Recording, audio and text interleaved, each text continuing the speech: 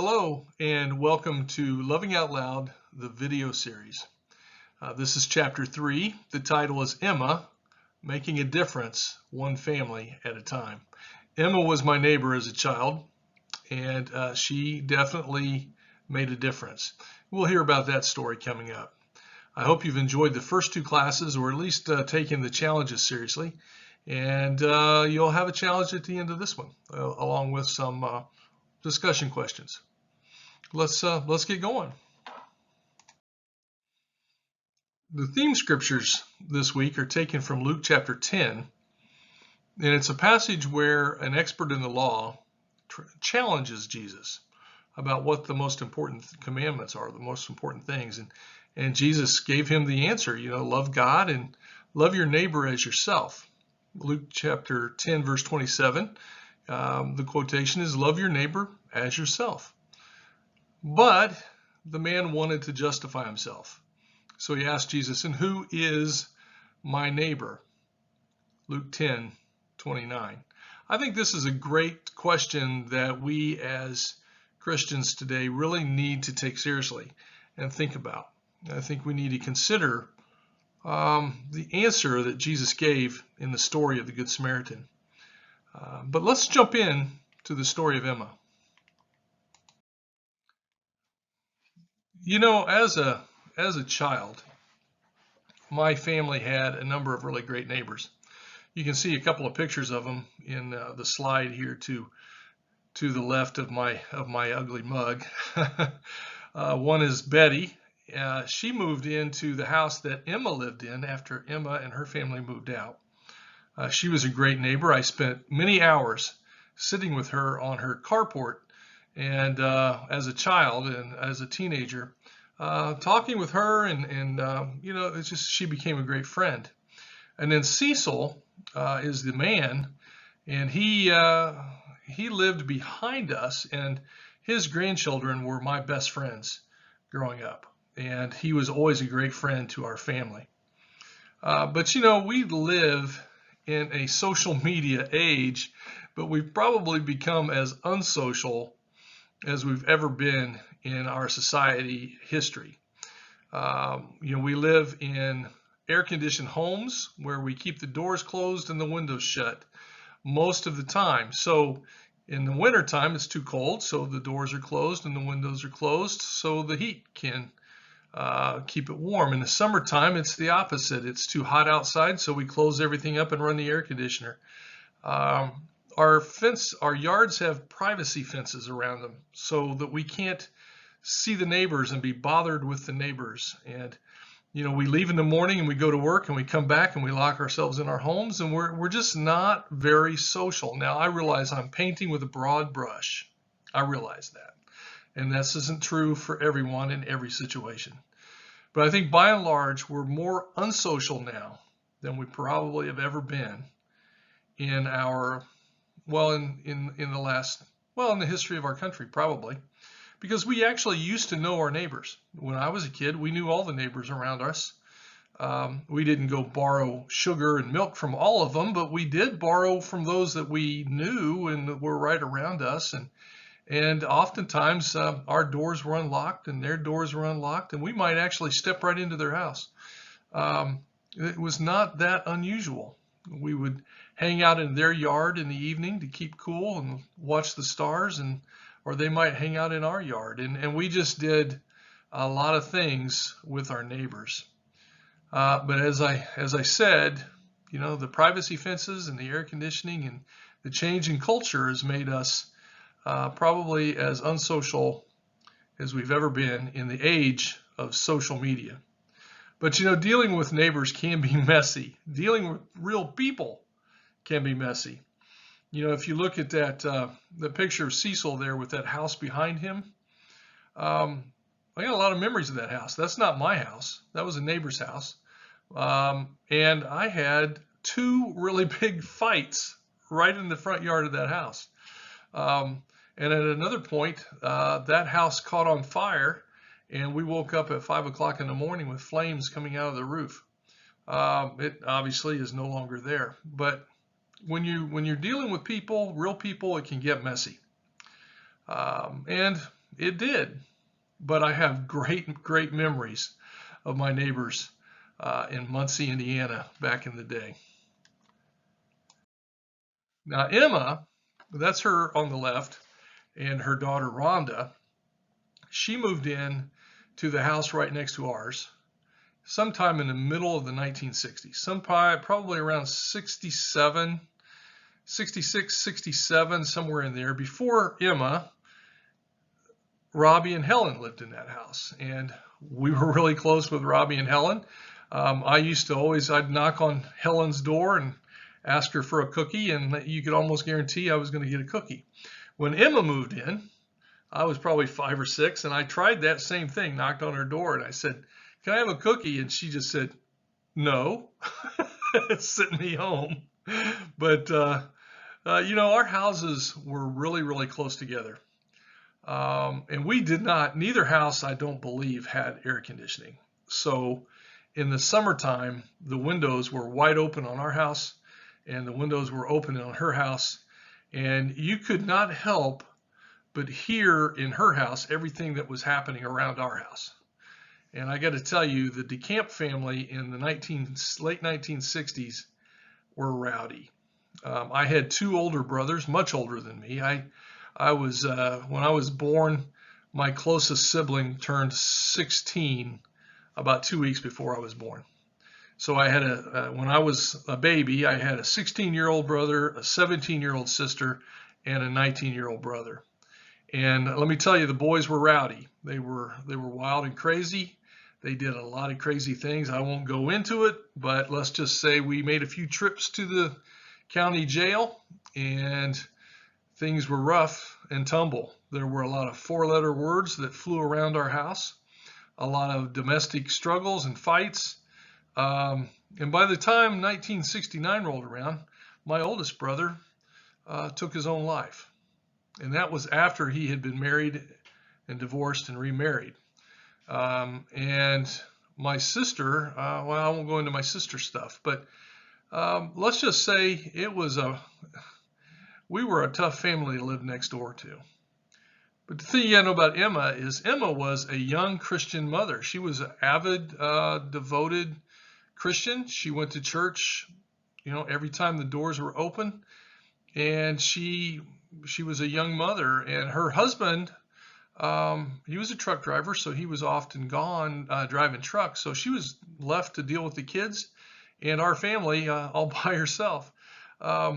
And you might ask yourself, well, how would a young Christian mother concerned about her children, how would she handle it when she's living right next door to a rowdy family like the DeCamps, as rough and tumble as we were?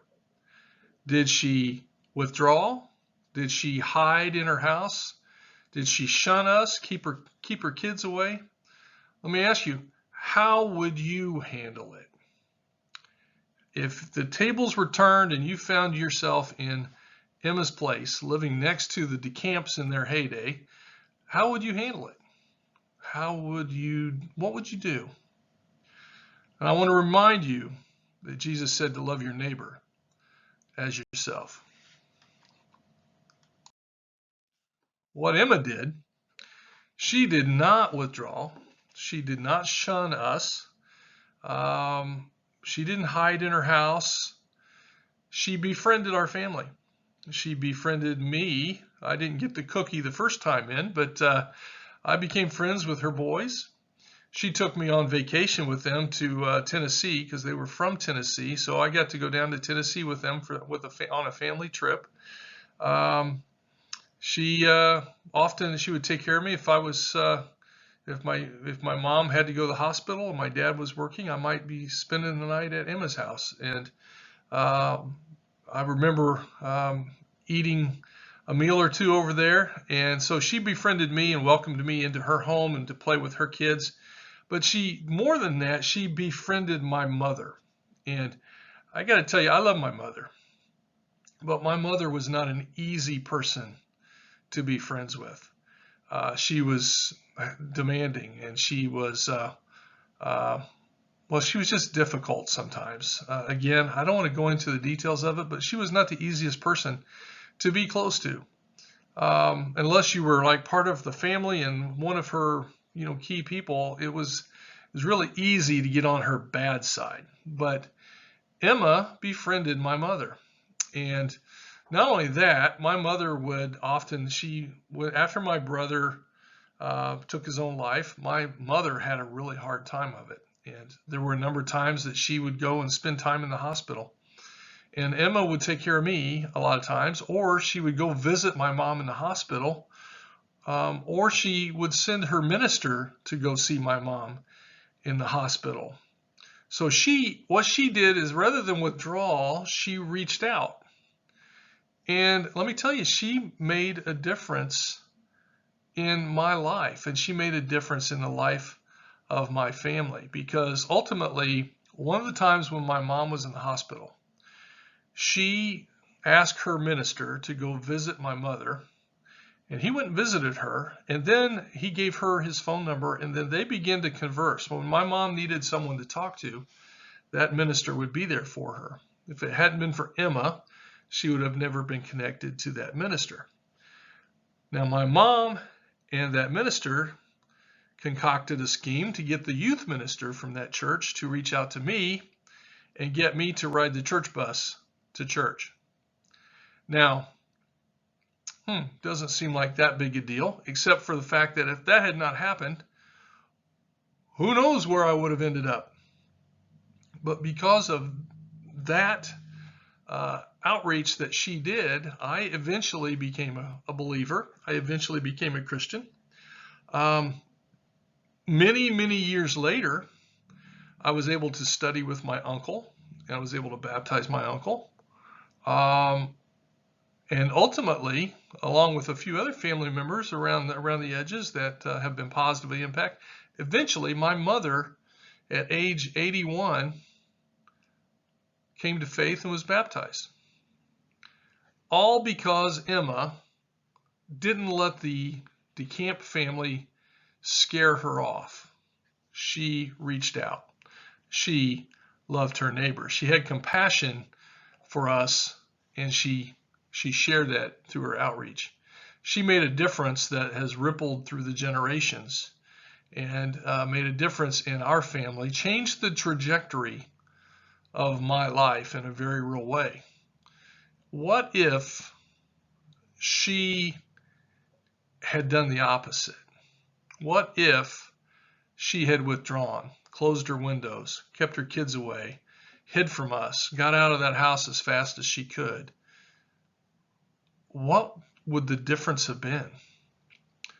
I probably would not have come to faith, at least not immediately. I don't know what would have happened to me. My mother probably would not have. My uncle probably would not have.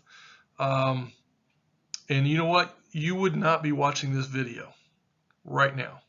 You're watching this video because Emma reached out. She looked past the mess and had compassion for the people in that rowdy DeCamp household. You see, you got to play when you're dealing with messy people. You got to play the long game. I've been part of ministries before where you reach out, and if they reject it, you go on.